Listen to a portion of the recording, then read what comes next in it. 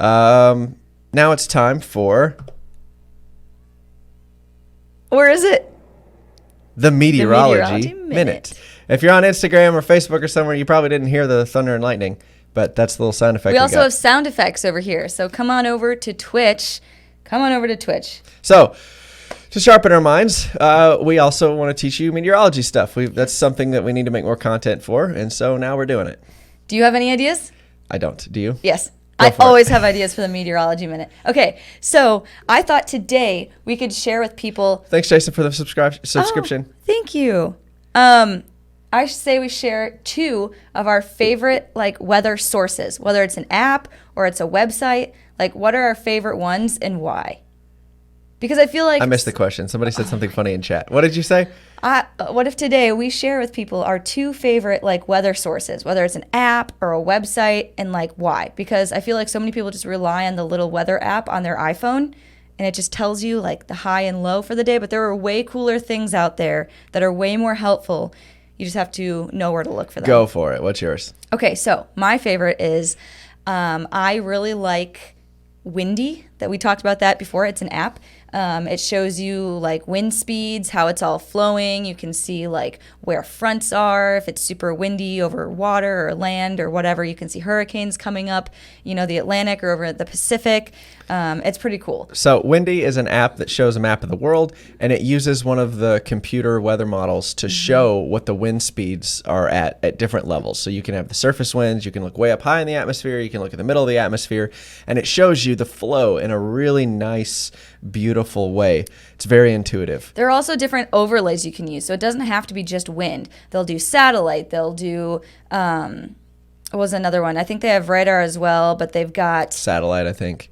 Yeah, satellite, radar, definitely. And then there's another one. I just lost it. So satellite is clouds. If you want to see what the clouds are doing, you look at satellite. Yeah. And if you want to look at radar, you want to see where precipitation is falling, you look at radar. They might even have a lightning one too. But yeah, that one's really cool. And then my second one is a page from, it's a web page at the College of DuPage. DuPage page. DuPage page, the DuPage web page. So if you just Google COD Meteorology, COD, College of DuPage. Call of Duty Meteorology. Call of Duty Meteorology. That doesn't exist, but I'm sure they would get many more viewers if they incorporated Call of Duty somehow into their meteorology page.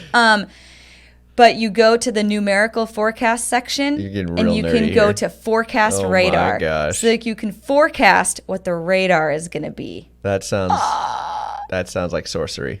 That's my favorite one. I can't find anywhere else that forecasts what the radar is going to look like.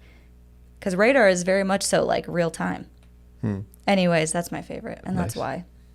Okay, great. Go on. My favorite, I really like Radar Scope. It gives you the raw, unfiltered radar image. So on all your weather apps and stuff, everybody's got their own AI or whatever that adjusts or changes the radar to show you the green, yellow, and red colors, depending on how they want to present it to you. A lot of times you lose some of the accuracy. The more pretty it looks, usually the less accurate it is. But the Radar Scope app actually gives you the actual raw data from the radar station, so you actually have the most up to date, and you can make your interpretations for yourself. Yep. But anyway, I like Radar Scope. I also just really like the National Weather Service. Yeah. I know we have to say this, but the National Weather Service is the authority for forecasts. It is. They're the only people that can actually issue warnings and alerts. AccuWeather used to do push notifications on their weather app, and they got fined for it because the only authority to give weather alerts is the National Weather Service. So if they're the people, they have entire offices dedicated to specific regions in the country. That's why they have the authority to do it, is because they've got more people looking at it. Anyway, so I just really like the National Weather Service forecasts. I know a lot of the forecasters in different parts of the country, so it's cool to maybe think about who knows that I know the person that's doing the forecast. Right. If you go to the discussion, you can usually scroll down and see if you know the person. But anyway, that's the official source for everything, to include hurricane forecasts. Oh my gosh, everybody's oh my gosh, what page should I check for hurricanes and stuff coming in? National Hurricane Center is part of the National Weather Service.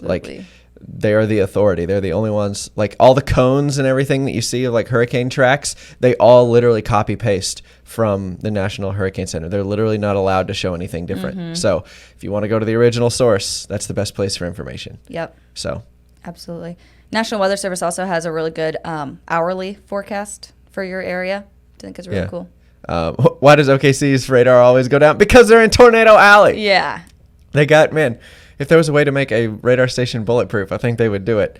Yeah, them of all people. Yeah. They would need it. We were in Oklahoma City pretty recently. Like every window downtown has like chicken wire on the window. That way, when tornadoes roll through, at least the window mostly holds together. Yeah, hopefully. Anyway, it's crazy.